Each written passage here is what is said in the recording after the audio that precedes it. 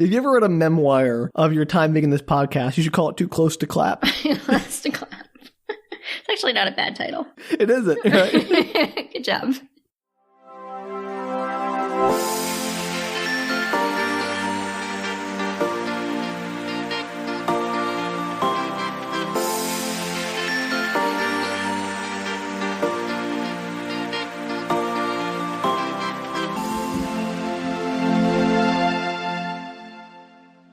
Hello, everybody, and welcome to Book Retorts. I'm Danielle. I'm Sam. And this is the podcast where one of us explains a weird piece of media to the other person who has no experience with it. That's me. I like experience. Experience me, Danielle.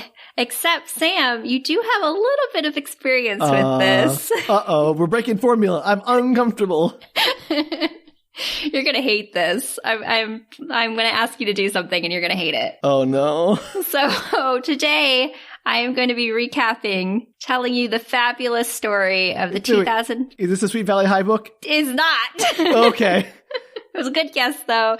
This is the 2015 Korean drama, Love Cells 2. Oh, yes. Okay, I'm on board. You brought it back around. I knew it was going to be something you were bringing back. Yes. So, Sam, could you please, you're going to hate this part. Sam, recap could you please just quickly recap the original Love Cells, which is not necessary, listeners, to understanding this, but it does make it very weird in comparison to the first one. Danielle, I've been living for this day. Oh, good. No, I haven't. But let's see what I can pull out of the vaults, the dusty vault of my memory. It's been a long, long time. I'm not going to remember anybody's name. That's okay. I think someone's called Sung? You know what? I actually should have, but did not reread any of my notes, nor watch the first one. So even if I'm guessing on the names here, you're not going to remember any of them either. I only remember one character name, and it's because that character is in this one. Is it the cat? Yes. What's the name of the cat? Navi. Navi. I was like, knew it was an N something. All right. So there is a kind of loser dude who hasn't dated in a while, and he's on a roof of his apartment being all sad for himself when a cat has some kind of interaction with a bubble and becomes a girl that introduces herself as his love cell. And okay, the bubble is a love cell, Sam. You've got to be more specific or people aren't going to know what the heck you're talking about. The bubble is the love cell of the cat, and the bubble combined to make the love cell human. No, the bubble is the love cell. The cat eats the love cell, and then I don't know why she becomes a human girl. All right, that was never clear in the original. I'll put that out there, all right? So if that's something new from the new one here, that was not clear in the first iteration of the story. The point is, the love cell, Navi, is a love cell. Again, I keep saying love cell like it means something. But doesn't mean anything. Apparently, you have love cells in your body, and if you don't find love, they die off. And if all your love cells die, you stop having emotions. You lose the ability to feel anything. Give or take. That sums it up well. Hey, so she's like, I'm one of your love cells. I have the schedule of when I'm supposed to die. So we got to get you love before I'm dead and you lose the ability to feel things. Mm-hmm. And so this dude, he has a crush on a pop star / like an idol, like a Korean idol person. Yeah, she's in her first film, I think, if I recall correctly. Yes. And so after some failed attempts with other women, they bump into her randomly, like he's getting out of a limo and they bump into her, and Navi is like, makes some machinations to keep them bumping into each other and get them alone. They go to a pool party where one of her, there's a DJ, I think okay, DJ is not important. I know it was a DJ. I think the DJ's that important. I thought for a second it was the secondary love interest was the DJ, but no, that's a different thing. That's the assistant or something being the DJ. And right. The evil manager is the DJ. Yeah. I was getting a little ahead of myself. Good job. Was important. I'm glad you remember it better than I do. This is sad, Danielle. You told me this story. I haven't seen this. This has nothing to do with the second one. That's why it's funny. Anyway, they're at this party. There is another actor / idol who is crushing on the first actress / idol that our protagonist is also crushing with. I don't know their names, Danielle. This is confusing as heck. I'm sorry. If you want me to look up their names, I can. No, we're going to power through this. You prepared for this. This is your bed. We're going to sleep in it. I meant to. I forgot. Anyway, the important thing about this party is that Navi and her host, I guess is what we'll call him, our love cell host, hide under a table and release a helium balloon that is sitting on the floor, and it somehow makes his voice go all high pitched as he's trying to like engage his as the actor is trying to engage his actress crush, and it makes him look like a fool and he gets really mad, and they end up in a pool at some point. It doesn't matter. Yes, that was the most important part of this entire series. No, the most important part was the piano playing, Danielle. Which is when the actress and the host, I'm calling him the host from now on, like it's a horror movie, go to a fancy restaurant and, oh, how can I forget this? There was a gentleman in this series that sold a bunch of weird products as a TV infomercial pitchman. Yes, the best part. I don't remember his name. It was like Mr. Super Fabulous Dude or whatever. Do you remember his name? Oh, hold, freeze, something. Oh, what was his name? Can't believe I can't remember. It was something like Mr. Awesome. It was some kind of like self-congratulatory name. Writers, listeners, tweet Danielle all the names she forgot from the show she did. It's been a really long time, Sam. Yeah, okay. Anyway, the point is, they have dinner, they start getting closer, there's a lot of friction between... Iceman something, right? Yeah. Iceman, good save, Danielle. Mr. Freeze. Woo, I got there. Iceman.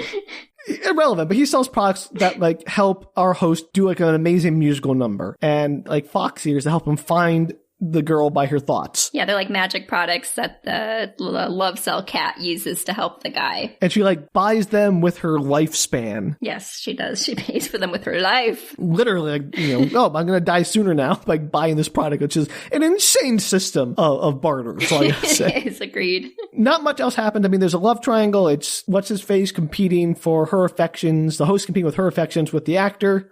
There's a scene where they're on set and the actor is dressed like a tiger. It's true. There is. And it's very adorable. All that doesn't matter because eventually the actress is kidnapped by the manager, right? And she has a deathly allergy to squid. Right. And he's torturing her with the squid. And I don't remember why he kidnaps her. Something about like trying to make it big or trying to get some kind of big like money deal out of this or something.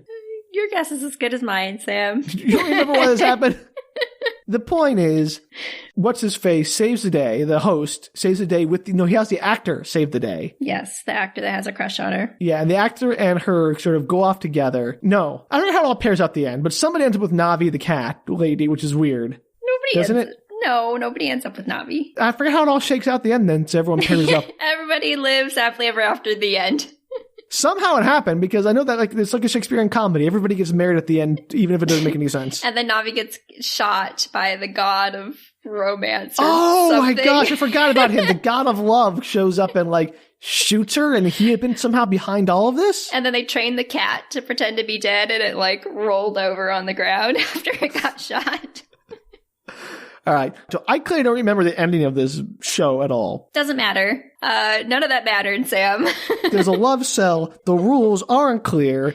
And I don't know why anything was happening. And none of the names seem to have been saved in my memory. Perfect. So I'm going to send you the summary of this Love Cells 2. Oh, good. I can't wait. Yeah, and the summary is very short. I could not find a better, longer Well, that's okay, because my recap of the last 2 episodes we did on Love Cells was much longer than it should have been, mostly because I couldn't remember anything. Again, does not matter what happened in the first one. I just wanted people to better understand the Love Cell cat. Did we understand that better now, Danielle? And I don't think we understand that any better. It makes Love Cells 2 much weirder if you understand that it has nothing to do with the first one. Great. I can't wait. All right. Wow. This is one sentence. I told you. Navi, a newly freed love cell of Chef Tae-jun, planned to get Tae-jun back together with his ex, Yi-bom. Ye-bom? I said that name right? I apologize to everybody in just everywhere hearing me say these things wrong. It's okay. I'm not going to do a whole lot better. I'll try my best. Like, the fact that I remembered anything... I'm impressed. It was actually quite a good recap. I hit all the highlights. You did. Tiger Man, piano playing, helium room, kidnapping, squid. All the good stuff. All the good stuff. I wish that this one was as crazy as the other one, but it's crazy in a very different way. So it opens with this, it's a throwback opening to, as you mentioned... I have questions already, Danielle. What? How is the same love cell in Tae-jun Sam, I have questions as well. All right, I just want to establish that from the start. It's like insane to me. Like when they actually introduced her name about halfway through the show, and when I learned it was the same name as the original one, I was like, whoa. Is it the same actress? It's the same actress, but I just thought maybe she was just all love cells with the same. All love cells look the exact same, but apparently it's the exact same name as well, and that just like blew my mind a little bit. Let's be charitable. Maybe all love cells also have the same name. It's quite possible. Look, we got to make this make sense somehow. We haven't even gotten to it yet. We haven't even started the first sentence of your description. I'm already confused. So it's a throwback opening to, as you said, the man laying on a table on a rooftop, like sleeping, passed out, whatever. So it's just a throwback to that original opening. And it zooms in on his cell phone. And you can see that he sent dozens of messages, text messages, to someone who's not returning any of his texts. Oh, bro, you don't want to do that. I know. That's not cool. So he gets up, he walks to the edge of the rooftop, and he screams, "Yeah, bomb!" And it echoes. And then when he goes to dramatically jump off the edge of the rooftop, his mother appears and pulls him from the edge and kind of unnecessarily whacks him around a bit and is like, "What is your problem?" Unnecessarily? I'm trying to commit suicide. I think he needs a little sense knocked into him. Well, she does a good job of it. And a voiceover appears and asks if love is a waste of time because it causes depression, fear of people, loss of interest, sadness, anger, violence, defiance, paranoia, obsession, sense of defeat. You might as well just date someone after you go to college, find a good job. Why let it get in the way before then? Wait, so their argument is love sucks. Wait until after college to date. Yes. Like, don't let all those potential emotions get in the way of your career and life. I don't understand the correlation between... Nothing in this movie or this show makes sense, Sam. Nothing. Okay, nothing. All right, well. So then it does a cut scene to rows of young people marching into a love cell bank. What? Yep. Okay.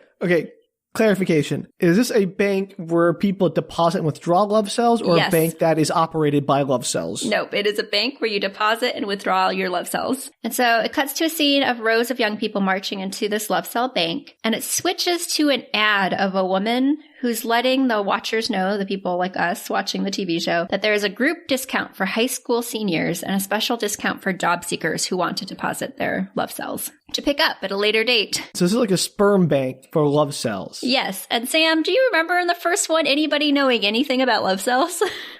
You mean outside of the magic cat Navi and the god of love? Yep. No. Did it seem like it was a popular concept that everybody knew? I mean, it does, maybe. Okay, I have a speculation, Danielle. You have this is my theory already? Yes, I have. I've solved the show. Okay. Here's what happened. After Navi survived the shooting by the god of love, whatever his face was, she went on tour. Okay. She started promoting love cells and teaching people about love cells. And so this is years later, a couple of years later, whatever long, and now the love cell industry has blossomed under Navi. She is now the CEO of Love Cells Inc., who run the bank. And all love cells are called Navi and look the same because, I don't know, probably cheaper to hire just one actress. That's right. You got it. That's the whole plot, Sam. You did it. Got it in one. No, that's not the plot. I'm just trying to establish the context for how this world works. That's going to make the next part very confusing if that's actually what the concept of the world is. Well, I'm just saying people all know about it now because she, lifted the curtain. It's possible. Maybe there's a good publicist about love cells, except that the main character does not seem to understand that much about it. Look, there's lots of people who don't understand about lots of things that are common to most people. Anyway, let's move on. Let's find out what happens. I'm trying to make this make a modicum of sense, Danielle. Well, let's get there and see if it does as we go further into the storyline. Okay. Spoiler, it does not. Dang it! So the next scene is a set, like a TV set for a celebrity chef, and this is our main character. His name is Tae-joon. So our main character is a celebrity chef who wanted to kill himself over a girl. Yeah, but that was years ago. It's a jump ahead. You'll get there in a minute. Okay, great. And it's kind of clear when you're watching it that it's sometime in the future. So his name's Tae-joon, and he has a co-host named Hairi, and she does the interviewing and he does all the cooking. So she interviews him as he's doing all his chopping and cooking and all sauteing and all that. I'd watch that. Yeah. And Hairi has a bit of a contentious relationship with the director of the show, but they keep her on because she's fairly well known and she's cheap. Like she doesn't ask for a lot of money. Well, you know what cheap means, Danielle. I was just texting cheap in the context of money. as opposed to other ways people could be cheap, I guess. All right. So the scene cuts between them filming this cooking show and a woman who is watching the episode on her phone at a store. Is that Yibon? Yibon, yeah. The co-host on the show asks what the meal is called after he finishes it, and it flashes back to the woman who is watching on her phone asking this same question to a younger version of the chef. So this is clearly like several years ago. And he's preparing, this is a flashback sequence, he's preparing this dish for her in his home kitchen, and he's like, I don't know what I'm going to call this. I haven't decided yet. And she's like, you can't birth a baby and not have a name for it. You created this meal, you have to name it. That's not true. Well, she suggests lycopene pasta that dreams of the sunset. All right, is this a language thing? Because I don't know, because lycopene is like something that's in tomatoes. And so maybe they meant tomato pasta that dreams of the sunset. Yeah, but like, oh, it's such a really long name. It is, but it's kind of like this running, I wouldn't say gag, but it's a running thing throughout that he names all of his things, his really complicated names. Okay. But at the time when she says that, like, she's like, this is what you should name it, he gets really annoyed with her. And it's like, you need to take your food seriously. You can't name it stupid names like that. But obviously in the future, okay, he's naming all his food like that. He's learned to be carefree. Perhaps. And so back to modern day, he's answering his co-host's question about the food. Like, what do you call this dish? And he says, lentils that dream of a fjord. And the co-host is like, what? I would eat that. Lentils that dream of a fjord. She's like, what's a fjord? I don't think what's a fjord with you. Oh. I wish that made sense. Yeah, didn't it at all? So the girl watching the episode on her phone's interrupted by someone, a customer. You see that she's working in the store. So it appears that it's a customer, but we actually learn that it's this man who has an interest in her, who's liked her, he says, for 500 days with unreturned love. That's a long time to pine. Isn't it? Like, apparently pine in a way where she knows that he's liked her for 500 days. Oh, she knows this. Yeah, she knows that he likes her. Oh, so he has made it aware. She just doesn't care. Give or take. Like, he's about to step it up, but he has been. Dude needs to move on. I know. It's been like 2 years, basically. So meanwhile, the co-host is hitting hardcore on the chef, and she asks what he's doing that evening. He's like, oh, I have people coming into the restaurant, because I own a restaurant. Obviously. And he keeps coming up with these excuses not to see her. And she eventually is like, come on, I'm like, can't you tell I'm trying to ask you out? And don't you get that? And he's like, I'm saying no, don't you get that? Which is rough. No means no. Good. Had that conversation. Yeah, he's very straightforward. She takes it super well. She's just like, whatever, I'm still going to flirt with you. And I don't okay with that. I know. She's crazy. Just fair warning. She's the antagonist of the story, everybody. And she mentions, she's like, you're not seeing anybody, right? You're just, not wanting lonely to date me. And suddenly, our old friend shows up, Sam. Our Navi, the cat girl. I'm going to say it's another one, Danielle. Okay. Well, Navi's twin sister, the other love cell, named the all same love thing. cells are twins. Who looks the same. She shows up and she throws the biggest fit in the entire world. She has these little cat ear headbands thing on, which is adorable. Sure. Of course. And she starts throwing food at him and she's yelling. She's like, I finally found you, and how dare you desert me after I lived with you for so many years? How can you smile after leaving me? It's just like going to town. Are we sure she's not the antagonist? We'll get there. So she's freaking out and everybody's like, oh, you left your girlfriend? How dare you? What did you do? Is this a closed set or what? How'd she just wander onto this TV show? I have no idea, Sam. I also questioned that. I was like, where's the security detail? Yeah, no kidding. Well, it just shows everyone's up. like, oh, she says she's your girlfriend, so she must be. We're not going to check with you about this. Because he literally just said to everybody, I don't have a girlfriend. And then she's carted off. She's like picked up unceremoniously, carted off the set. And she's screaming. And he looks super surprised, like, who the heck is this woman? Yeah, no duh. And he's like, no, I swear, that's not my girlfriend. I have no idea who this person is. And nobody, of course, believes him. And then he finally admits, he does like this room announcement. He's like, listen, I gave up my love cell at the love bank 5 years ago. So definitely not my girlfriend. Wait a minute. You only have one love cell? Yeah, right? How many questions do you have, Sam? How high can you count? In the other series, there were like a lot of love cells because they kept dying off. Right. Yeah, little animation there. You're like pop, pow, poof, right? It takes all of the story and premise and rules from the first one and disregards them entirely. So this isn't so much a sequel as just like a reimagining of Love Cells that's completely different. And the only thing that it keeps is the character of Navi. That's fairly accurate. Nothing else is at all related to the original. So let's just dispense with the notion that this has anything to do with the first version.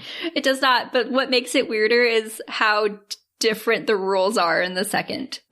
You're like, wait a second.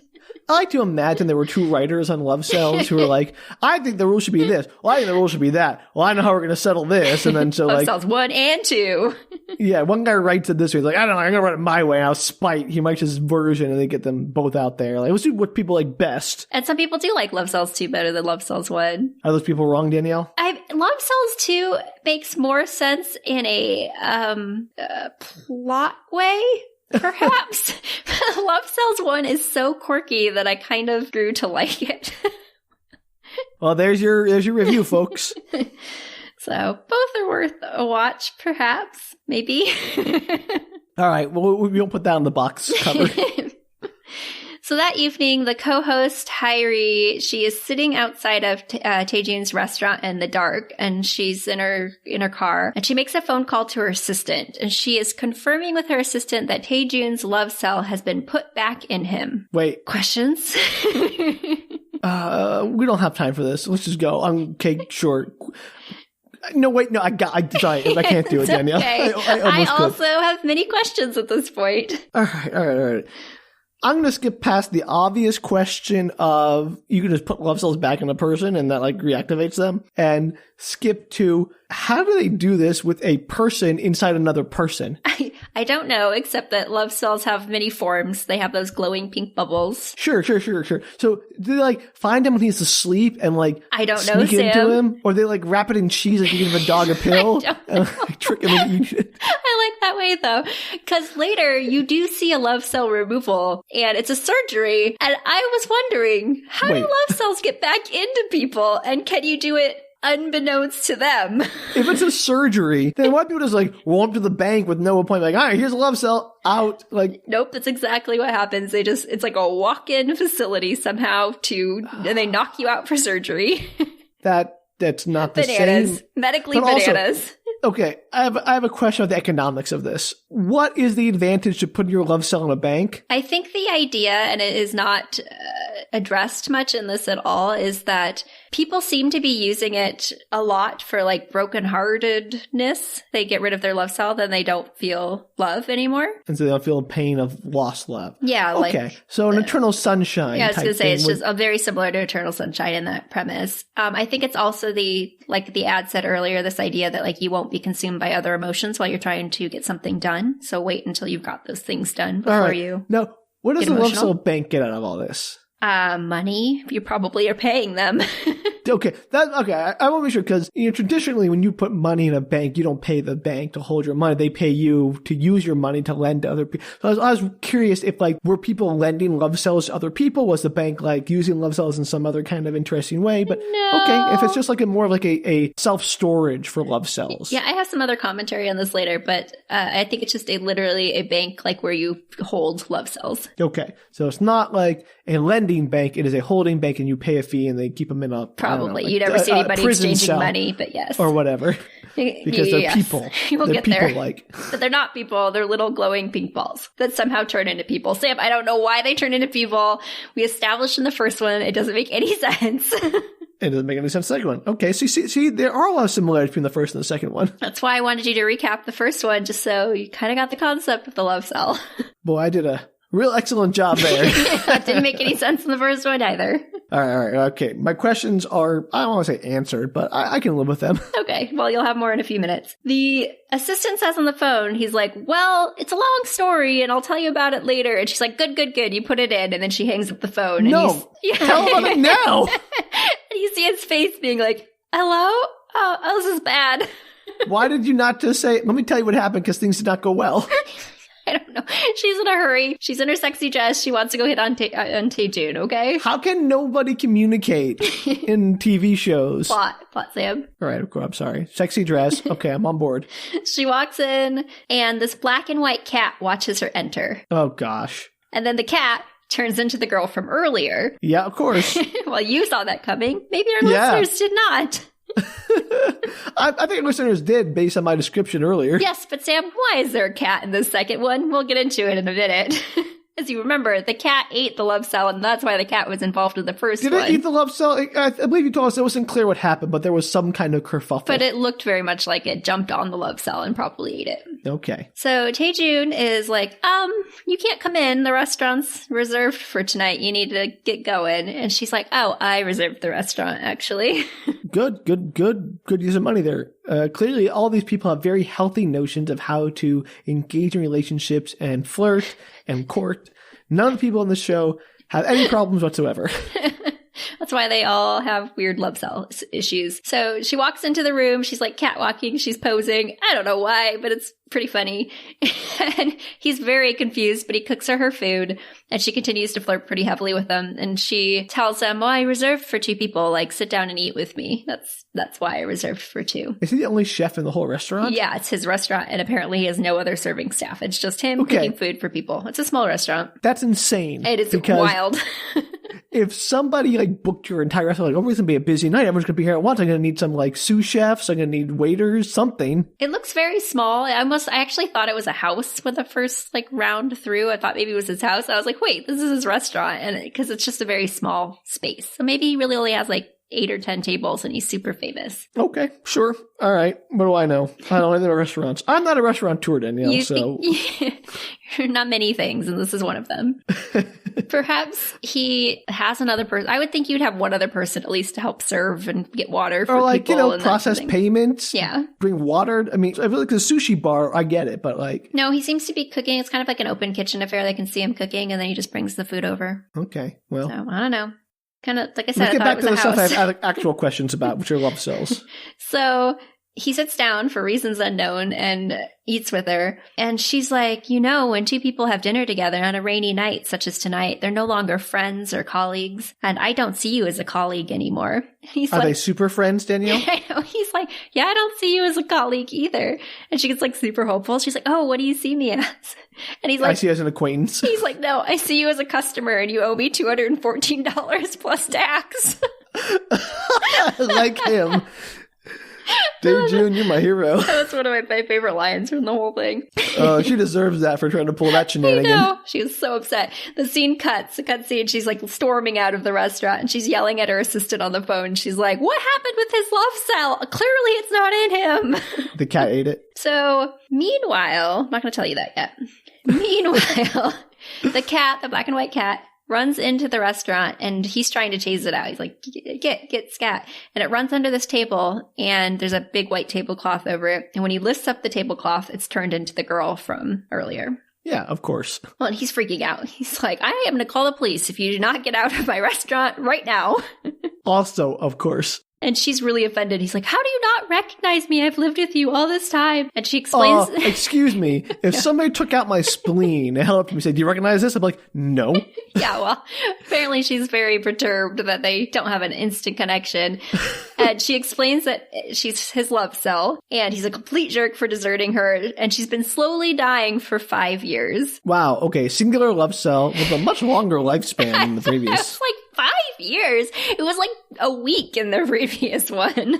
Well, to be fair, we didn't know how long that dude had been suffering his dry spell. That's true. Yeah, to be before fair, he manifested. You're right. But yeah, apparently slowly dying for 5 years, and somehow has managed to escape. So she did a prison break, a la the Joker. Yes, and this is where I learned her name was Navi, and I was like, what?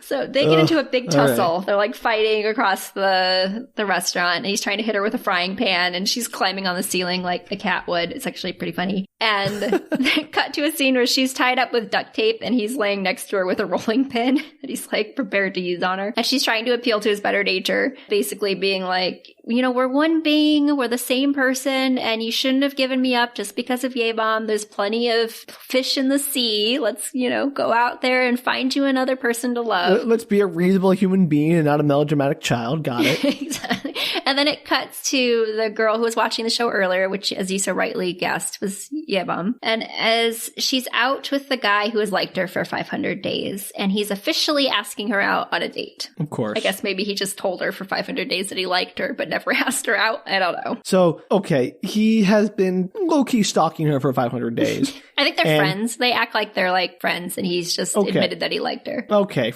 sure. All right. Again, if I try to analyze every ludicrous part of this show, we'll never get through this episode, Danielle. So he is trying to talk her into it. She's like, I'm not ready to date. I want a better job. I'm just working part-time. You know, I want to focus on other stuff. And he's like, no, let's try. You know, like we've been friends for so long. Let's do this. And it switches back. Kyrie is talking to her assistant about what happened with the love cell. And there's a flashback to her assistant and the guy who runs the love bank, I think. It's unclear. He doesn't have like a specific role, but he's clearly involved with the love cell bank somehow. I keep wanting to do the B-52's Love Shack. Everyone say Love Bank. Yes, the Love Shack. So he's the Love Shack guy and the assistant are meeting up to swap containers. Ew. And one is a suitcase of money, of course, and the other one is a little like liquid nitrogen container of the love cell. It's all kept all cold. I have questions now. I'm sorry, listeners, but we're going to do this. If the love cells are sentient, how is it possibly ethical to imprison them in liquid nitrogen or whatever in the bank? I have like my notes later on when they get through some of this. I was like, how is this legal? This is like a dystopia. It's terrible. I imagine like a cyberpunk dystopia where they have like the organ market. So you can just walk in and buy a new pair of eyes or whatever. Yes. This sounds just like that. It's 100% like that. And they act like it's not a big deal. And I'm like, how? And we have regulation for things like, you know, sperm banks or egg depositories for where you store your sex cells. Mm-hmm. And those are things that are external to your body that don't have an impact on your emotional well-being directly, in the sense that, like, if you remove them from yourself, that's just normal. Yes, I agree. And it like gets progressively worse. And there's regulation around that. Well, apparently the regulation on this is nobody cares if these things are sentient or not. Great. Cool. Super cool with that. And that they might die. So as they're checking, like they both open up their containers, they swap them, they're checking them to make sure it's what they, you know, are supposed to be getting. And as he thinks, how would the guy know what the love's supposed to look like? It's just like a glowing, I don't know. But apparently this world, everybody knows about love cells. That's Tae-Jun's love cell. I recognize it anywhere. So he's looking at it and he kind of like shakes it and it's not moving as much as he apparently seems to think it's supposed to. And he's How like, is he an expert on? I don't know, Sam. I don't know. You chose this, Danielle. This is your fault. I didn't say I understood it any better than you're going to. Well, then why are you getting upset at me? I was kind of hoping that like together maybe we could make more sense of it than I could alone. No, this is not good. Because none of it makes sense. You've just roped me into your madness. That's all that's happened. So as he shakes it, it's not moving as much as he thought. He opens it up because he's stupid, and the love cell just escapes, like floats into the air. And, as you so rightly guessed, the black and white cat runs up and eats it. Out of nowhere. Just like, yeah. I'm gonna speculate that there's always a cat around every love cell. They're like, I don't know, quarks in a way. We always have a certain pairs of quarks that always appear together.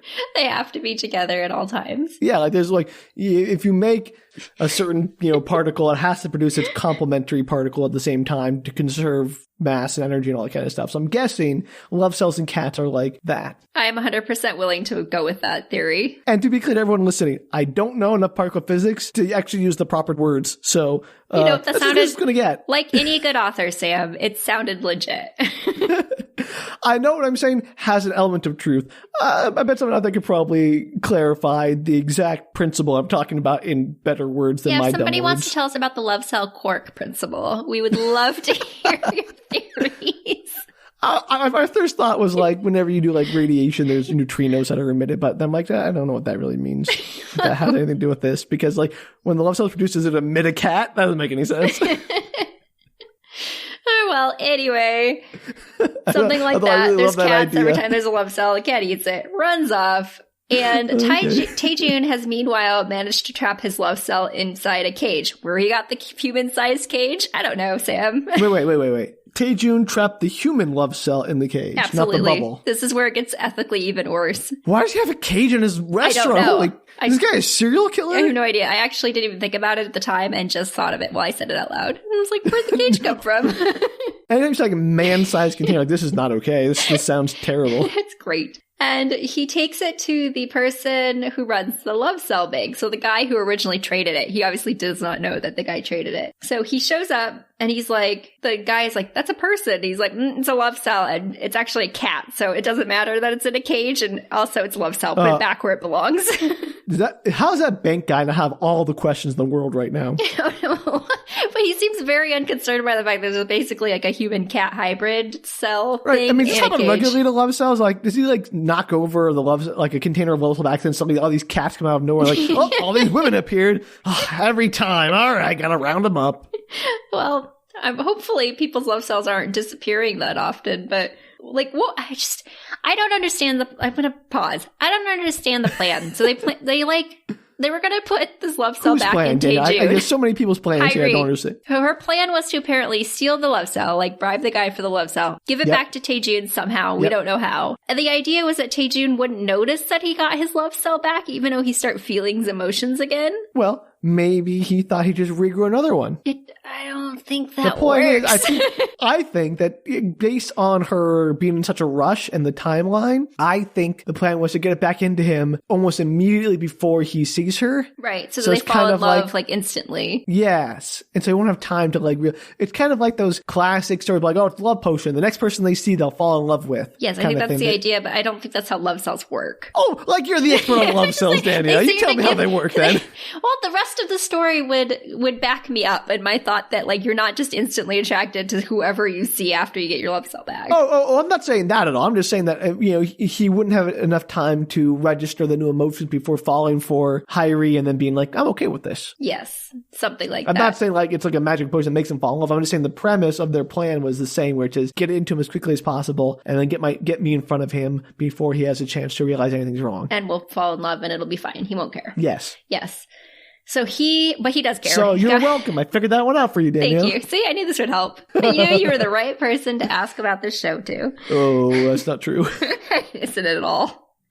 Outside of this podcast, I would not be sharing this particular story with you. I don't know if I'd be insulted by that or not.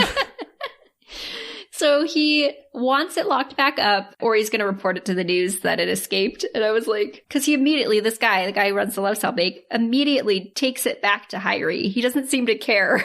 You have such a bigger news story than the escaped love cell. You have the birth of sentient life. Which maybe people know and don't care about. Also, and not to get too crass for a moment, but if you could turn your love cells into beautiful women, there'd be a market for that. Yeah, but they have to I don't know. Let's not get into that. Yeah, no. They're not like sentient. I think they're sentient, but not in the way where, because they never have any inclination that they have actual like romantic feelings for their love cells or vice versa. People buy, sex dolls. Like, sure. They don't care about what the thing is feeling. Well, this particular show does not get into the repercussions of love cell cat human hybrids, which maybe it should, because there's a lot of ethical and moral issues. That's what I'm saying. Like, this is a dystopia, Dana. How do we keep finding these seemingly lighthearted and benign media that turn out to be deeply, deeply disturbing dystopias when analyzed by us? Is it us? Are we the problem? It might be. It might be us. Listeners, are we valid, or is it just us? Are we just too cynical and is our first thought that everything is terrible just on us, or is it that this media really does have a dark underbelly? I think this one actually has kind of a dark underbelly. The story doesn't go there, so I tried not to go there in my head, but thanks for that, Sam. So that's what I'm here for, overanalyzing media in ways it shouldn't be. My question was actually more of is there a black market for love cells then? if he's trading money for this love cell. Like, probably is not the first time this has ever happened. Well, what are you going to do with the love cell? I don't know. Like, you put 2 in you, do you love extra hard? I have no idea. I just, like, who knows what the purpose of a love cell is, and we know nothing about them.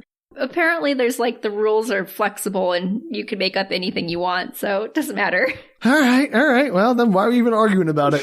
So Hyrie gets the love cell back in the cage and she makes a deal with her. She basically is like, I'll let you live if you help Taejun fall in love with me. Not really so much of a deal as a threat. It is a threat. And to make sure she doesn't back out of this deal/threat, she implants a device in her, like in her hand, a little, I don't know. Is he going to like kill her? If she pushes a button on this little like black box thing that she has, 2,000 volts of electricity will fry her. Okay. This is way more Suicide Squad than I think it should be. It's kind of dark towards the end. It's kind of dark towards the now. So, meanwhile, Okay. The 500 Days guy, which I never wrote the name down. I'm sorry, 500 Days guy. Clearly names in these shows don't matter to you, Danielle. Well, not this guy, I guess. He's not that important. So he's trying to get Yebom to agree to date him. And she has a flashback this time to her relationship with Taejun, which is a series of scenes where she wants to go do something, you know, like, oh, let's go to the coast, let's go shopping, let's do this, let's do that. And he keeps putting it off to work on his recipes or put together his restaurant. He's like, later, let's, you know, I don't have time for it now. He always has a reason why he can't do something. And so they eventually end up having a big fight and they break up. Wow, they're both really hung up on that relationship. They really are. It's been 5 years and they're both just like haven't dated anybody in that 5-year period and are very obsessed with the fact that they broke up. They didn't have a healthy relationship. They don't have a healthy breakup. Except that Taejun doesn't have love cells, so he probably hasn't thought about it much in the 5 years, and she's obsessed with it for 5 years. Honestly, he probably has the healthiest reaction so far based on that, which is not good. So she ends up thinking about her past, like the person she's hung up on. She ends up agreeing to date 500 Days guy. You'd call him 500 from now on. 500. And that evening on the date, they kiss, but it's terrible. They end the kiss, they pull away, and she's like, I didn't feel anything. And he's like, do you want me to kiss you more passionately? I like his moxie. I know. They stay together through that. Like, there's actually several more dates, but I just thought, I was like, who says that out loud? Yeah, way to be a real jerk about it. Also, Jeez, how many, like, first kiss you're like, that was perfect? Well, apparently every Korean drama, so if you don't have a perfect kiss on your first Korean drama, then you're not meant to be with that person. I better write to all my exes and be like, sorry. Doesn't have to be the perfect kiss. It's just your, like, perfect thing in that moment. Anyway, that evening, Taejun is hosting a dinner for some power bloggers at his restaurant. Wait, power bloggers? Yeah, like bloggers who hold a lot of influence. I know. I just really like the name. Like, we have our joggers, our speed walkers, and our power bloggers. I think that's probably the phrase they used on the translation, and I just took it. I like it. But they are power bloggers. That's what they're called. I just really love the words power bloggers. I'm bringing it back. Everybody, don't call Instagram whatever's influencers. Call them power bloggers. See how they react. This is back when blogs were a bigger deal. Hashtag power blog.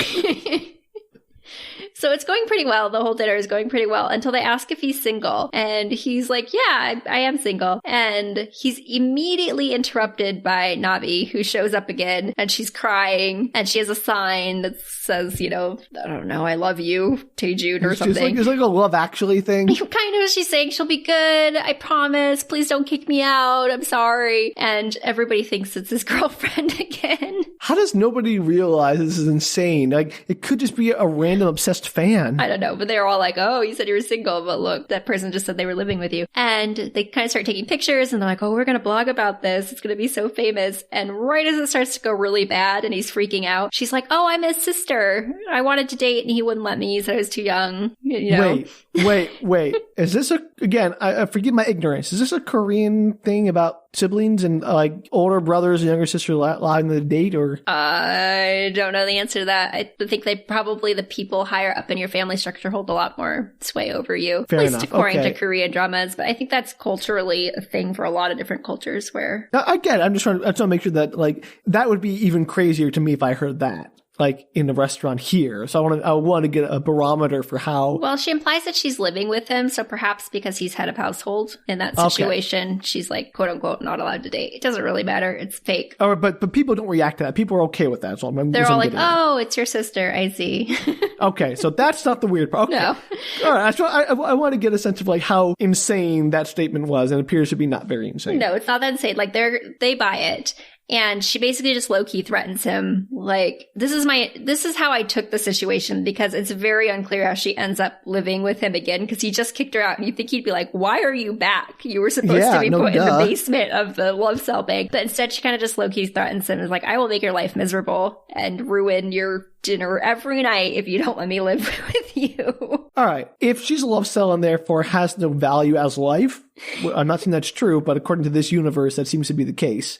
He could just murder her, right? You would think so. He also, like, there's no reason to let her stay. And the scene is so confusing.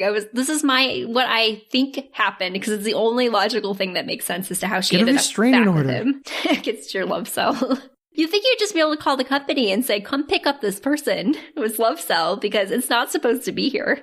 I will sue you. Well, then she's going to give back to what's-her-face, Hyrie, and the whole thing's going to start over again. Right, but he doesn't. I'll be like, plug your leak. Figure out why she keeps escaping. There's not even a single scene where he's like, how did you escape? Like, he's just like, okay, whatever, come live with me. Dude is so passive. So the next scene is Navi and Hyrie are together, and Navi's giving Hyrie pointers on the things that Taejun likes. Like, okay, like, he doesn't like women like you. You're very pushy and loud and kind of obnoxious. And mean. No offense to Navi, but how does she know? He hasn't been with him in 5-6 years? In 5 years, but she's like, the show kind of pushes us a little bit more, but it comes up in a little bit like they're one or whatever.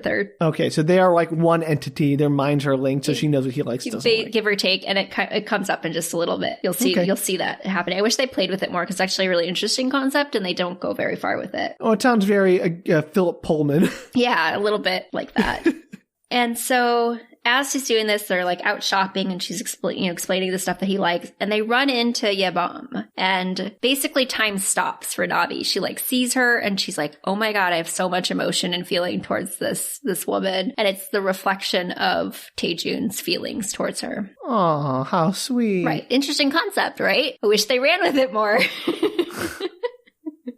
And so Navi clearly has these romantic Taejuni feelings for her, and it's like in her cellular structure or whatever. And she's really shocked by her reaction to Yebo, and she like runs off. She leaves the store and she runs down the street and is really worked up about it. So back home that night, she's back at Taejun's, and she is pretty despondent. She's just kind of zoning out on the couch, and because it's funny, and he pulls out a laser pointer. Like, oh, gosh. Sits on the carpet, and she like suddenly is like, oh my God, a laser pointer. And she starts running after it. How does he know she's a cat? Because he saw her come in as a cat, remember? And then turn into a demon. But like, that would be my first thought would be, oh yes, this cat that I saw for a moment and then lost sight of is clearly transformed into this person love cell thing. Like, maybe that makes sense to me. She was like, so this cat ate me as a love cell, and now I'm a cat. Okay, I have to say, there's some serious, like, my skepticism meter would be high at that point. And as she's chasing the laser pointer, she suddenly realizes what she's doing, and she gets like really angry at him. It's kind of funny. That's fun. She gets mad at him and is like, listen, if I die as a love cell, you'll never love again. Like, you're not going to have these feelings again. And he's like, yeah, I'm totally good with that. I mean, I got rid of you for a reason. Years. I don't want to love again. I don't want to have these feelings, these life feelings anymore. So get out of here. I don't want to grow up. I don't want to go to school. And she's like, we have a real problem though, because I think that your love cells are only activating for one person. And that's how stuff like Romeo and Juliet happens, or Helen of Troy. Like, it's bad news bears if you can't fall in love with a single other person except Yebom. Okay, BS. Just saying. Apparently it doesn't happen often, but it's a thing that happens. And if you're not with that person, then you die. So she's blaming the fictional story of Romeo and Juliet on love cells. Yes. Yeah, I don't buy it. I mean, I could write an entire novel on Romeo and Juliet's issues. I mean, I think that has been done, yes. I have a lot of problems with the story of Romeo and Juliet, as you may know. Well, it's a tragedy. I think we have to look at it in that context and not as a romance. Yes, it is a tragedy. But it's also a tragedy. It's completely based on miscommunication and bad timing. So it's like a perfect teen drama for you. Oh, I hate those. Sam, you know I hate those.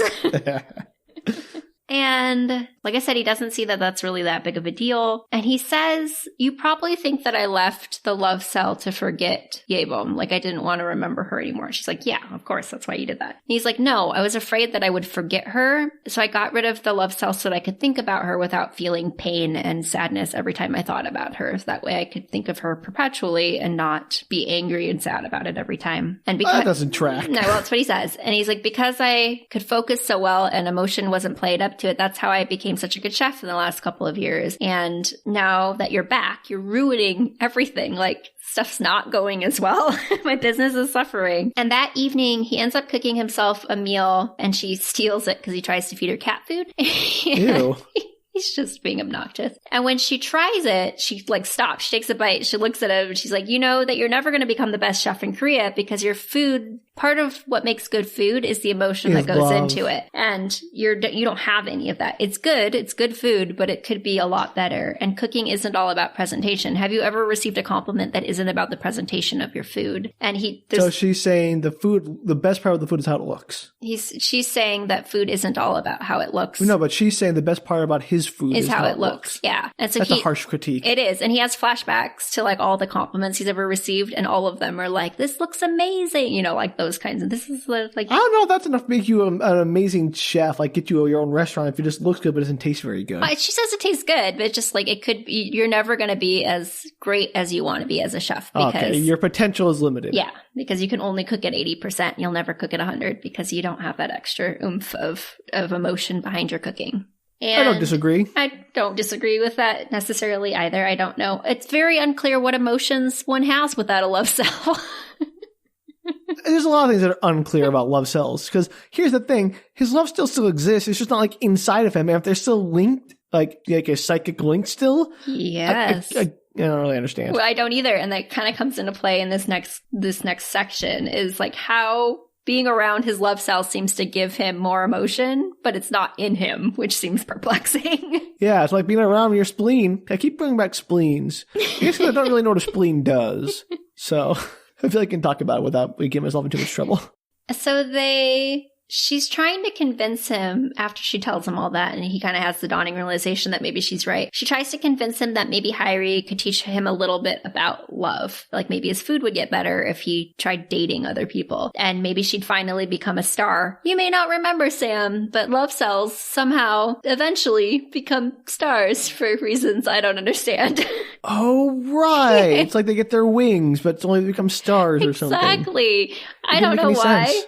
Did Navi become a star at the end of the last series? I don't think so. Okay. I could be wrong. As we established, neither of us remember what happens at the end of that series. Well, I don't blame myself, Danielle, but I'm very disappointed in you. My favorite part of the ending of that was the closed credits where the cat rolled over and pretended to be dead. It was so cute. And then it wiped out the rest of what was going on. Yes, but you didn't bother to do any sort of refresh before talking about the sequel. I didn't mean to. Doesn't really matter. As I said, it had nothing to do with the second one. You keep bringing it up, though. So we're going to fast forward just a little bit because these parts don't really matter that much. Basically, he has some good moments with Hyrie, but it's not moving along as smoothly as Hyrie would like it to or as fast. And basically, she's like, Navi, if you do not speed up this process and make him fall in love with me, then I'm going to murder you. A, harsh. B, how do you think love works? I don't know. It's very, like, she does not have realistic expectations with this person. To be fair, I don't really understand how love works in this world either. And also, like, what an empty threat. Like, unless you can prove that Taejun's never going to fall in love with you, why would you kill the love cell that gives you the best bet of Taejun falling in love with you? No one in this show makes any sense, Danielle. I know. I knew that going into it. And yet, here we are.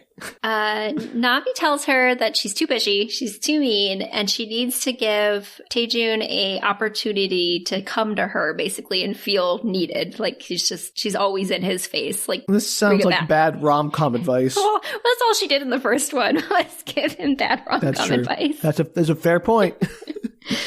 They had a little book, remember? They did and the rules and everything. All right. So back home, Taejun realizes that she's feeling kind of down due to the whole potential future murder that she might have happen to her. I mean, that would do it. So he decides to be a bit nicer to her. He orders her some fish to be delivered, and he cooks it for her, which is very sweet. And when she finally sits down to eat it, she's like, "Oh, this actually tastes a lot better than the last meals that you made me." And so my theory, obviously, is that he made it because he felt bad for her, so he was feeling some kind of emotion for her. Also, unrelated, does Iceman make another appearance in this show? No, and it's so sad, Sam. I was going to say, I was waiting for that. All right. Well, I know, they totally disregard the fact that she has, maybe only the other Navi had magical powers that she could pull from, magical gifts. That's so disappointing, Danielle. I know. It was really sad. But it does get particularly weird towards the end, so that's fun. All right. Well, I'm sorry to derail us with that. I just was waiting for him. I'm like, does he ever show up? No, I know. I wish he did, because that's really the best part of the first one. For sure. So Hyri's big plan is to if somebody said, you need to let him come to you need to, have him be of service to you, feel like he's needed, wouldn't you do something really banal and just kind of easy, like pretend to have a cold or lose a shoe and need him to come get some, I don't know, something that's just easy? Get kidnapped and have him rescue you. No. What happens is that she ends up getting into a fake fight with the director of the show that she's on. The one and she quits her job in a fit. And her plan is that she knows the director won't actually let her quit, which that's betting on a lot for your job. No kidding.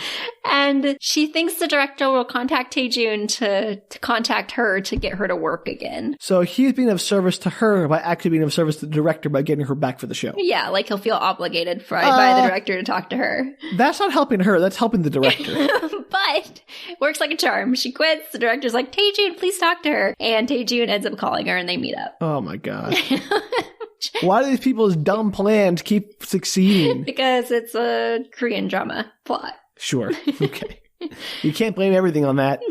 So she shows up. She looks terrible. Her hair's all raggedy. She's super peaked. She's got dark circles under her eyes. And he's like, why do you look so bad? And there's this kind of funny flashback to her with a makeup artist who's drawing dark circles under her eyes. And she's like, do I look pitiful enough yet? Aww. She's really committed to it. She may be creepy, but at least she's trying. She is trying. She really loves Taejun, sort of. Kind of. She's really obsessed with Taejun. There you go.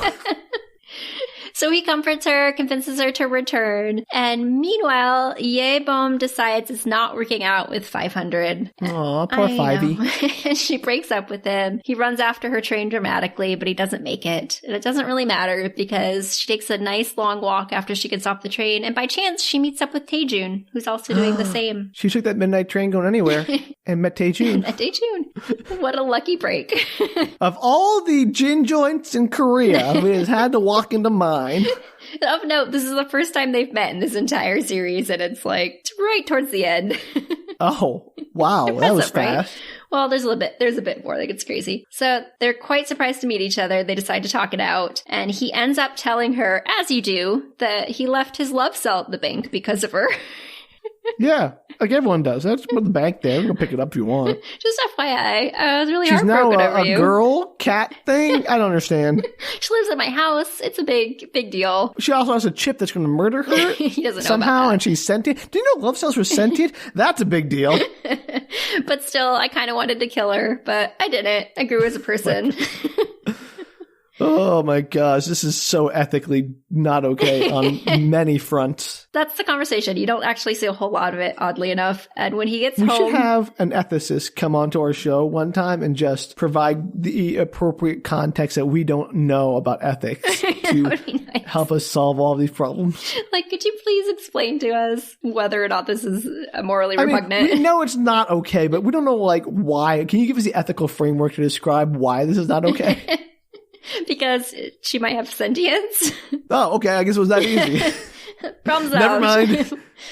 Okay. She gets home. He gets home. He is kind of overwhelmed, I think, by the whole experience of meeting her again. And he gets into a fight with Navi. He admits that he saw her, and she runs off. She's like mad that they got into an argument. She's worried that he's going to try and fall for Yebom again, and it's not going to work out, and he's never going to fall in love with his other girl, and she's going to end up dying. It's a whole thing. It's a whole conflict of interest. She's going to get murdered. She's not really a love cell looking out for his best interest. Not at this moment, no. She's looking out for her own best interest. It's like finding a good accountant. Yeah, make sure that's what looks out for you. Exactly. So she ends up coming to the conclusion to blame Yebom on for all of this fiasco. And so she decides to like stalk her, sort of.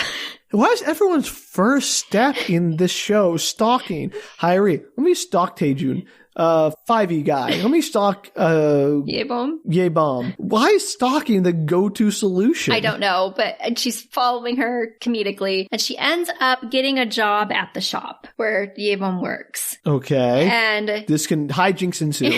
Kind of. It's very short. So Yebom is like, you seem really familiar. Like, I don't know. I just get like a good vibe from you. So she's basically feeling Taejun's energy, and he likes her immediately. And Navi's like, oh, don't know you. Don't know what you're talking about. And she does a little reconnaissance. Basically, she finds out that she broke up with 500 recently, and she's looking for a new job because she doesn't want to be a part-timer anymore, and she plans not to date until after she gets this new job. And so she immediately, Navi, makes plans with Hairi, and her assistant calls Yebom to tell her that she got a job from an interview that she did recently, which is a lie. Oh. It's all a lie. Oh. Sorry.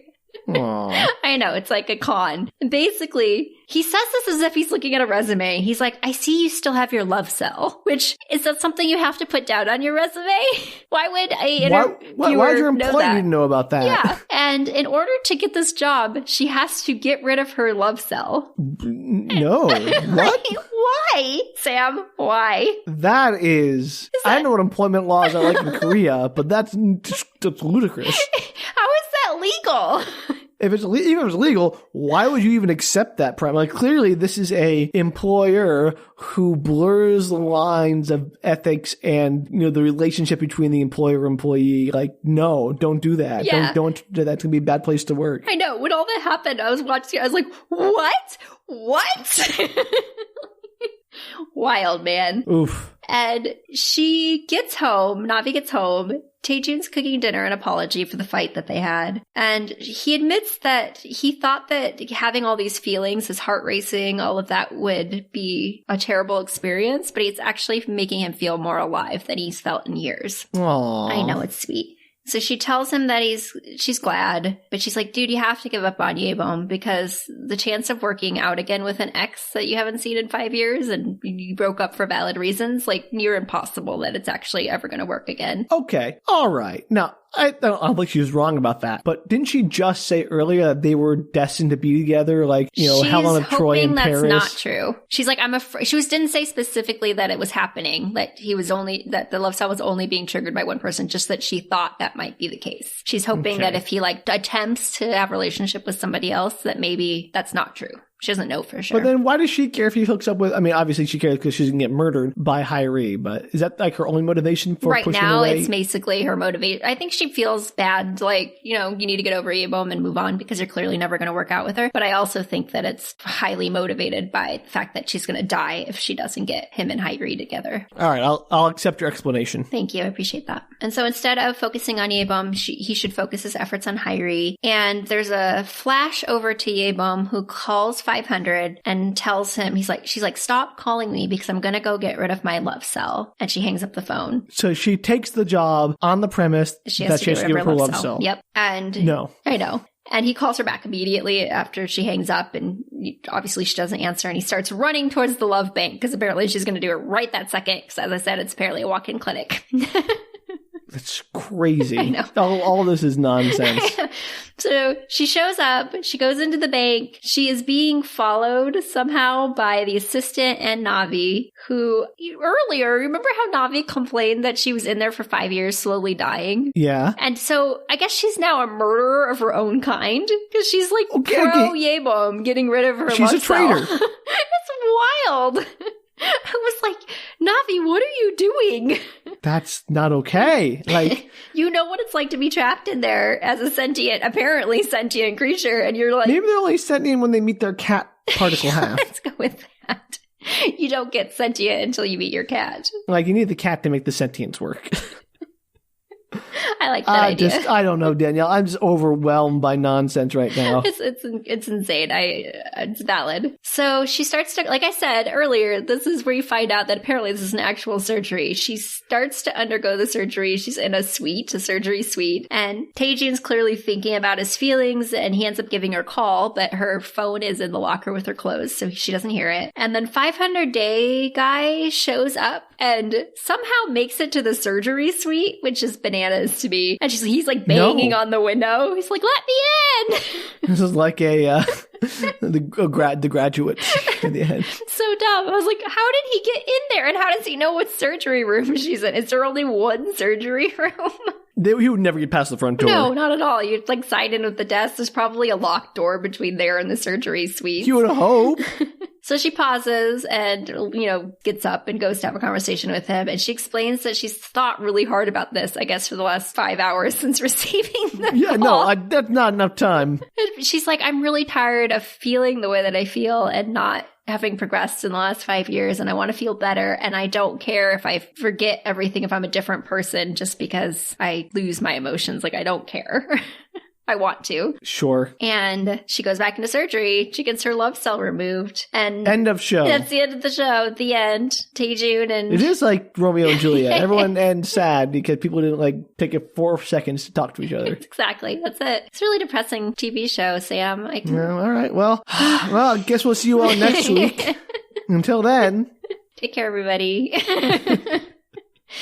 No, that's not what happens. Keep your love cells intact. Keep your love cells intact. Navi goes out to celebrate with Hyrie and the assistant, and they're at a karaoke bar. And as she's singing, she's rocking out, she suddenly realizes what she did. That she destroyed Yebom's life and love cell, and that she has which feelings one realizes? Is it Hyrie or Navi? Navi feels it. Okay, all right. It wasn't clear which one of the two people. Yeah, no, Navi suddenly realizes what she just did to the person. Oh, now she realizes it. Taejun loves, basically. And she's actually I would think it's one of the best scenes in the TV show. It's really powerful. She's a good actress. It's just suddenly she's in the middle of singing, and then suddenly just starts to cry, and then is sobbing, and they all just kind of push her aside and continue partying. Which is kind of funny, but it's a good scene. And so after her surgery, she realizes this is what's her face? Danielle, I can't help you. Sorry. I don't know what's going on. This is Yebom. After her surgery, after Yebom's surgery, she calls Taejun back. She sees that she has a missed call, and they meet up. And she's like, "Oh, yeah, I just removed my love cell. Just FYI." Just got out of that surgery. Doing good. Yeah, apparently it's an outpatient procedure. Yeah, she's kind of apathetic when she says it. She's kind of a monotone effect to her. And he's shocked. And there's this really dramatic push-pull scene, which I thought was pretty funny. It goes on forever. Always. Yeah, of course. And so the next morning, Navi ends up cooking for Taejun and tells him that he needs to get over Yebom by moving on. And it's the only way to heal. Obviously, he can't fall in love with somebody who doesn't have a love cell. Well, can't you just get it back to her? We'll get there. At the moment, no. Isn't the whole premise of the bank that you can get them back at any time? Yeah, but Yebom has to she's the one that has to go back and get it, I guess, unless they bribe the bank guy. I see that they have a pretty lax policy on keeping them in there. What do you gotta do? Just get a bag of cats, release them into the bank, and then women pop out. I don't see the problem. Problem solved. They just have to match the cats with the people that originally owned the love cell. The love cells know who they belong to because they have that psychic link. That's true. Yeah, perfect plan. Good. We problem solved.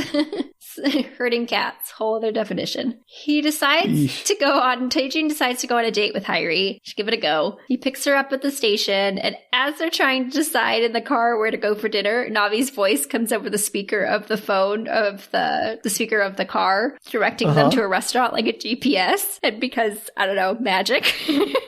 And it reminded me of the scenes from the first one with all the magic stuff. I was like, magic GPS. Oh, she bet Iceman wasn't there to sell it to her. He's really confused. He's like, how is your voice coming out of this? And then you actually do see a scene. It switches to her with the assistant in a separate car. She has a little microphone that she's speaking through. So they apparently... That doesn't answer the question. No, they rigged the car. Why? That's a really elaborate scheme. For the 2 seconds that it's used, because all she does is direct them to the appropriate restaurant. He couldn't just be told beforehand, hey, go here. I know, it was bananas. I don't know why. What does it accomplish? Why does them having directions in situ I don't know. better than having directions beforehand? I have no idea. I have no idea why that scene was in there, and I only told you about it because I thought it was hilarious. Like, why was it there? Oh boy. So that evening, they're being stalked by Navi and the assistant as they go stalking, through. I of know, course. stalking as they go to dinner and they do stuff. They go on a walk, and Hyrie is like, "Listen, I can't make you forget your ex-girlfriend, but I can potentially help you move on, and I'd really like to." And she leans in for a kiss, which Taejun is clearly not feeling. He's very ill prepared for this moment. Aww. And the assistant, with no warning, watching from some bushes, starts yelling. He makes some yelling noises, and he interrupts the moment, so they pull away from each other, and then he runs off crying, and Navi is like, oh, he must have been in love with Hyrie. Oh, this is Shakespearean comedy all over again. But the best part, one of the best scenes of the entire show, is a cutscene to the assistant's face. He's shouting into the night. He's like, Hyrie, I love you! And then the camera zooms out, and he's on a Razor scooter riding alone down an empty road. All right. I like his style. Hyrie, you're missing out. Oh, it's so good. I laughed so hard. I don't know why. It was so funny. So the next day, I don't, it's the only time it comes up. He's unrequited love. I would be really cool if you did like some sweet tricks on that scooter. No, he's just riding down. He's like pushing one leg against the pavement, riding a scooter. I want to do like a sweet grind while he's shouting he loves Hyrie and crying. The next day, Navi asks if she's done yet. Like, okay, I got you a date. Like, you're together now. Can you please let me go? Take this thing out of my hand. And Hyrie's like, okay, I have one more task for you. You must make Taejun propose to me. Propose marriage. Okay, another question I have. Yes. I mean, first off, that's an insane request. Yeah, absolutely. We'll get to that. What prevents Navi from just taking it out herself? I don't know. It's like, they like lasered it into her hand. There was a little lasered it into her hand. I didn't tell you that part, but there was like, I don't know what they put in her hand, but it had like a little red laser beam. Yeah, that answers the question. Sure. I don't know, Sam. I didn't think it'd be relevant.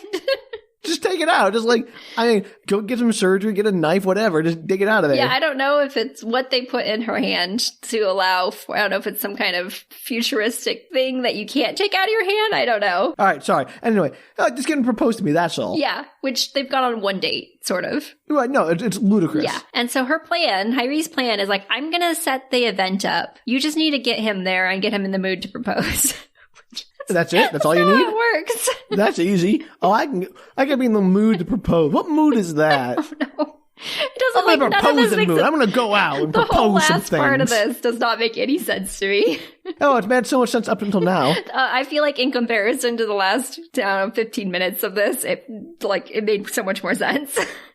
Okay, let's hear it. Taejun is reflecting some more on his feelings, and he digs through his memory box of his time with Yebeom and has more flashbacks. There's a lot of flashbacks in this TV show. I got that. And for some reason, Hyrie has set up this proposal to involve all the people from the TV station. And I don't think it's being filmed, but they're all helping her set up the balloons and the stage and I don't know, it's very dressy.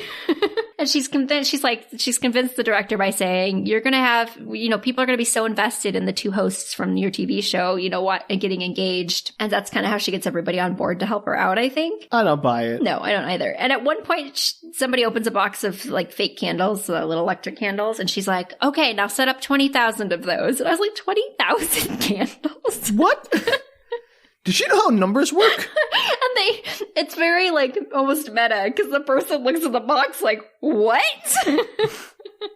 And you do not see 20,000 candles later, just FYI. I'm assuming the guy's just like, oh, yeah, sure. I'll get right on it. Put 5, where are all the boxes with the candles? He only opens one. So back at home, Navi's trying to convince Taejun to go to the event, quote unquote. He doesn't know exactly what's going on, but he knows that Hyrie's planned it. And he's like, listen, you have to know I don't have feelings for her. I've tried again. It's But not also, working. he doesn't have feelings, period, because he doesn't have his love cell in him. But he's been having like more feelings. He still doesn't have like necessarily deep feelings, but he's had more and more. Why didn't Hyrie just like figure out how to jam Navi back into him? I don't know. But even with That Navi doesn't being sound so right, close. but you know what I mean. Well, it seems to imply that Navi being like near him has given him all these feelings kind of back. Maybe not full feelings, Yeah, but she really wants the love cell to be back as a part of him. Right. I don't know why she doesn't just like, maybe she can't turn the human back into a love cell, Sam. I don't know how it works. No one knows how it works, Danielle. It's inside the cat. They seem to imply that like the cat ate it. Somehow you have to get it out of the cat. But how do you get it out of the cat? But where's the cat? Because all you see is the girl. Cat turned into the human. What's going? It's like a freaking Ouroboros. I don't know. It's like one of those Russian dolls, and you just keep unboxing doll after doll after doll. It's in the cat, it's in the human, it's in the cell, it's in the what? I don't know how all this works. I don't know. As long as we're clear on that, Danielle. So he says he doesn't have feelings for Hyrie, and she's like, I know you're heading out to say yay bum again. It's a terrible idea, because you can't just, like, it's never going to work out with her.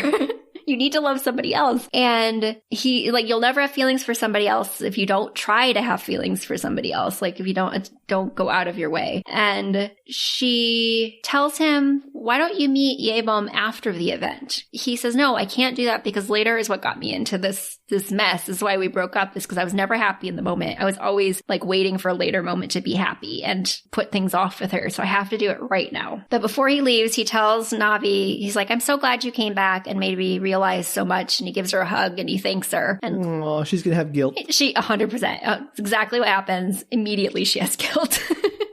And back at the set, Hyrie gets word that Taejin's shown up for the event. She hides behind a curtain on this makeshift stage thing. And then she... Oh no, just like Polonius. Except it doesn't end in murder. Well, not hers. How now, a rat? You've been stalking me.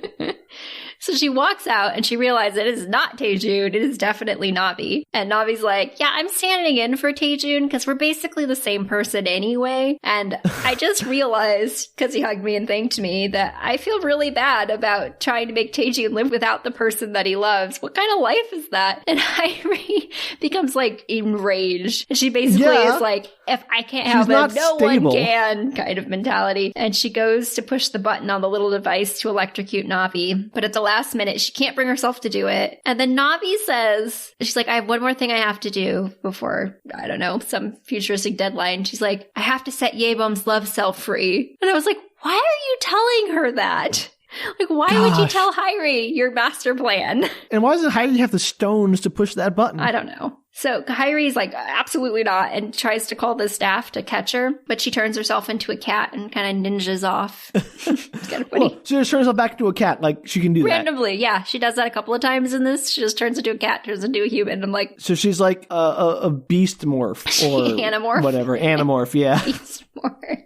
The off-brand Animorph. I like got the Transformers. No, there was like Transformers, and there were like the other ones were like the Beast, whatever. Yeah. There was something else. Or like the I guess they don't switch into humans. I was thinking Diadem with the half human, half beast creatures. Yeah, I was thinking of like Dinobots or something. Why are there so many stories about creatures that can turn from human to beast? Or robots, really.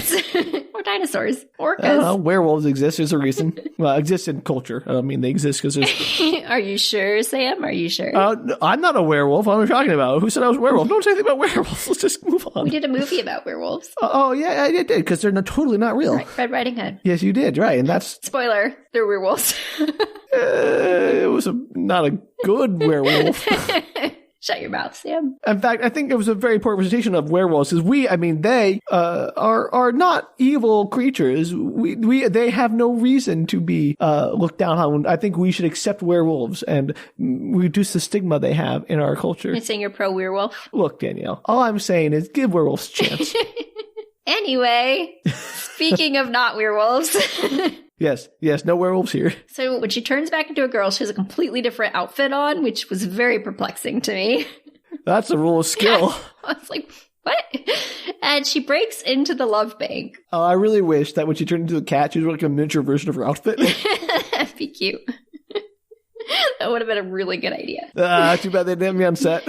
So she breaks into the love bank as a cat, and... Sure. she ends up in this cat burglar. Yeah, cat burglar. Exactly. When she ends up in a room full of these metal cylinders that are like nitrogen. Love cells. Yeah, they have the nice. love cells in them. And her plan seems to be just to wander around this whole warehouse full of them until she finds her. Is there no like indexing system? So she uses or a little organization? computer, but it's all like just numbers. And I was like, they have to have a better system that's associated with their names. How are they going to get the right love cell back to the right person if they're like a card catalog at the very least, something? You'd think there'd be a better solution to this, but she's just wandering. She's unsurprisingly seen on the cameras, the security cameras, and the security staff rush forward to get her. But before they show up, she somehow uses her sensing powers to figure out where Yebom's cell is. Like, she closes her eyes and focuses really hard, and I was like, Yeah, why so didn't sensing she- power she's established throughout this entire Why didn't she series. do that earlier?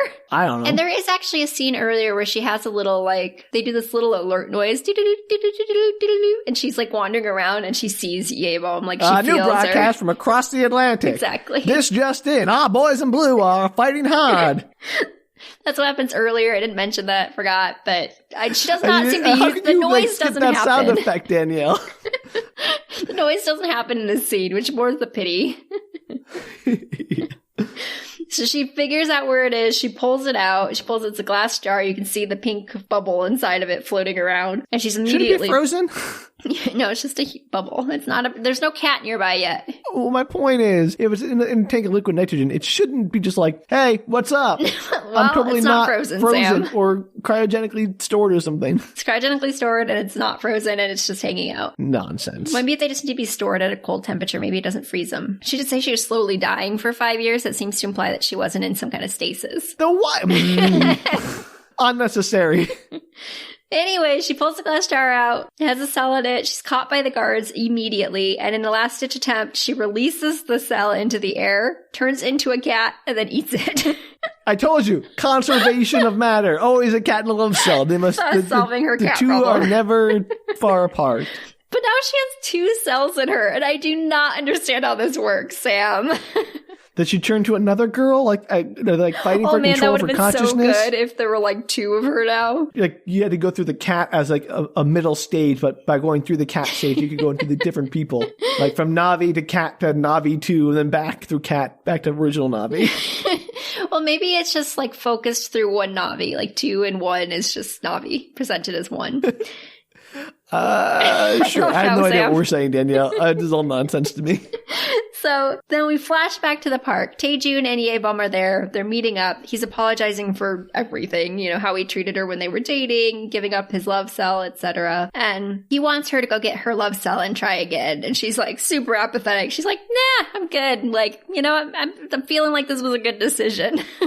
And the scene switches back to Navi. She's running down the sidewalk. She's escaped. She turned into a cat, by the way, and like ninja'd out again. And so she's running down the sidewalk. Somehow Hyrie and the assistant have caught up with her and are like paralleling her. They're driving in the car next to her. She's running down the street. And Yebom asks Taejun to stop calling. Like, I'm ready to move on. Please stop calling me. I'm in a place where I can heal, basically. And she starts to walk off and he rushes towards her and grabs her from behind, like hugs her from behind. And Hyrie decides in that moment that she's had enough. And she pulls out her little device, this time actually pushing the button to kill Navi. Wherever she might be, because apparently it's infinite range. They're pacing each other. I told you. Oh, right. She's running on the sidewalk.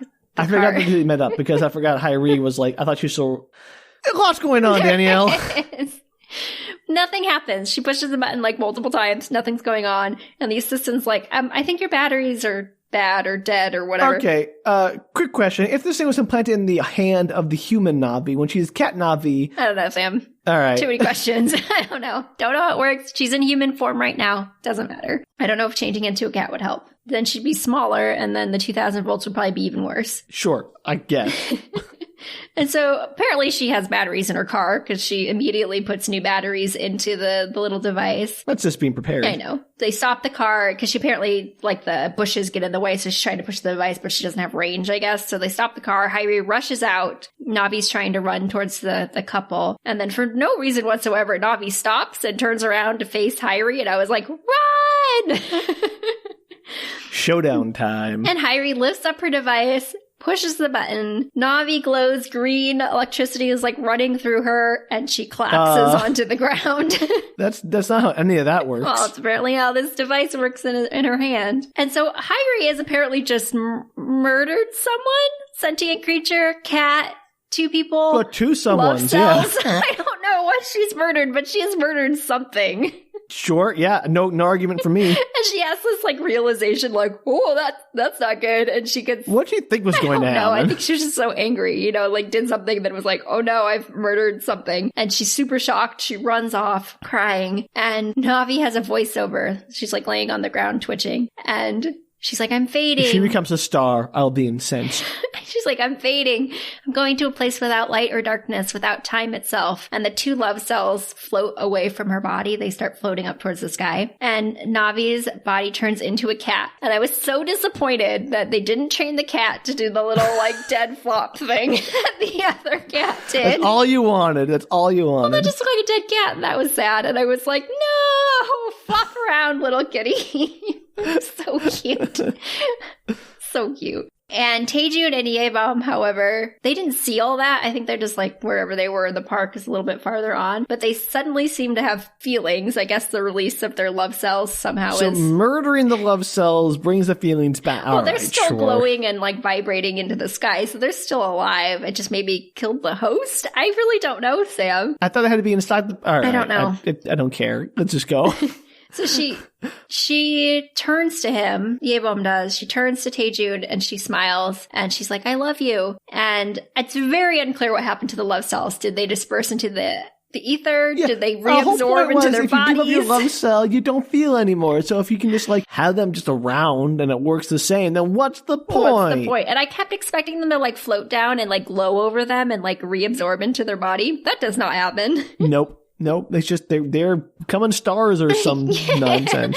And they 2 look up into the sky and they gaze at each other's faces and then they kiss. And there's a flashback. There's a really long flashback of Navi interacting with them. And out of context, it looks like they were in some kind of convoluted love triangle where she like loved them both and they both loved her. And like, cause there's all not a these... love triangle. That's just a polyamorous relationship. Exactly what it looks like in this flashback situation where it's just like her gazing at Taejun and Taejun looking at Yeobam and looking at Navi. Why are the names so hard? Yeah, the names are right, Danielle.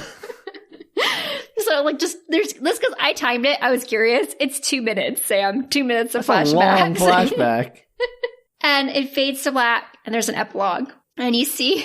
Oh, gosh. You see Navi's face floating in the sky, and the galaxy is behind her. It's just a close-up of her face. This is just like the opening to the Dune movie, like the David Lynch one. Her eyes are closed, and she opens them slowly, saying, "There's light. Did I become a star?" And the camera the camera zooms out, and you see her in a white, like, angel dress with clearly fake wings, and she's floating in space. And she's thrilled beyond measure. She's like, I became a star! And she starts to cry. And this rock music plays over it. And Taejun and Yeobam, they like zooms down. You can see them in the park. And they point up to a shiny star in the sky. And it, glistens. And that's the end. I thought there were 2 love cells. Why is there only 1 star? This doesn't make any sense. I don't know, Sam. I don't know. I told you if they became a star, I'd be incensed. I am incensed. She finally got to become a star. It was her greatest wish from Love Cells 1. Was it? I don't know, Sam. I don't remember. Why does a love cell want to become a star in the first place? Isn't their whole raison d'etre to be the catalyst for their person who's also them falling in love? Maybe as a star, they can they still get the somehow spiritual energy to connect with their human. Sure, there are no rules in this universe. Let's go with it. Maybe if they fall in love and it's like the person they're supposed to be in love with, then they become a star. Like the angel gets its wings, as you mentioned earlier. So people are just becoming stars left and right then, is what you're saying? Yeah. I mean, maybe the whole point of the love cell is to become a star. Like that means you succeeded in your love debt to your human. This gives a whole new meaning to Smash Mouth's All-Star song. So, Love Cells 2, Sam. just as weird, but in a different convoluted way. I don't know if it's just as weird, because it's weird. It's but in a very different way. A very different way. It does a lot of, it makes you question everything you ever knew about love cells. I knew very little about love cells, Danielle. And somehow you have more questions than you had before. All right, putting aside all the inconsistencies of the universe, I feel like in this series, the characters make less sense. Sure. No, I mean, you watch it, you tell me if I'm wrong, but I feel like I understood the motivations. Like, yeah, they're all being over the top and crazy, but at least I understood who liked whom and what they were doing. And they all had plans that had a semblance of making sense until the very end when things went off the rails. Here, Hyrie, from the very beginning, had a plan that was dumb.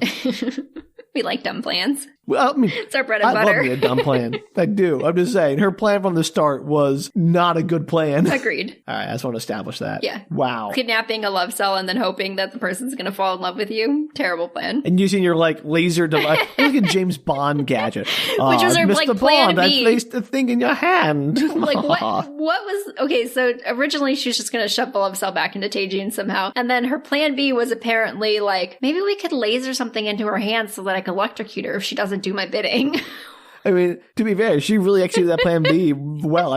Good on her for coming up with that on the fly. She's got great skills. Let me call Joe. He probably has a laser machine I can borrow. Well, oh, you're a human now. Well, good thing I got a laser guy on the phone. Who much a laser guy there? Hey, Joe. Yeah, I need another laser to kill device because I can't believe I got another love cell human cat thing all over the place. And nobody seems surprised that she is a human, even though they knew a cat ate it. But somehow the cat's now a human and nobody seems to care. There's got to be some arithmetic. Okay, here's what we need, Danielle. Listeners, I beg you. Somebody do the algebra on this. Find the equation that's cat plus love cell equals human. Somebody figure this thing out. And how cat plus love cell plus another love cell equals human, but star? Do the math, figure this out, and tell me what the heck is going on. And what's interesting is that in both the series, the human kind of has cat characteristics and sound effects associated with it, seeming to suggest it has cat tendencies. Because the cat is still a creature that's alive, right? It has a brain. So, does its consciousness get completely pushed aside by the love cell? What if it's not or is it a normal cat, Sam? What if when they do the cork, whatever thing, it's a paired with something that's like a cat-human hybrid. Oh my gosh, we really need somebody who knows anything about physics to come on and explain this to us. Or if you understand this Korean drama more than I do. I don't know if that's possible, but yeah, please. Either way, you can find us at bookretorts.com. Or you can tweet, Facebook, or Instagram us at bookretorts. Until next time, as I said, hold on to your love cells and bye. Take care, everybody.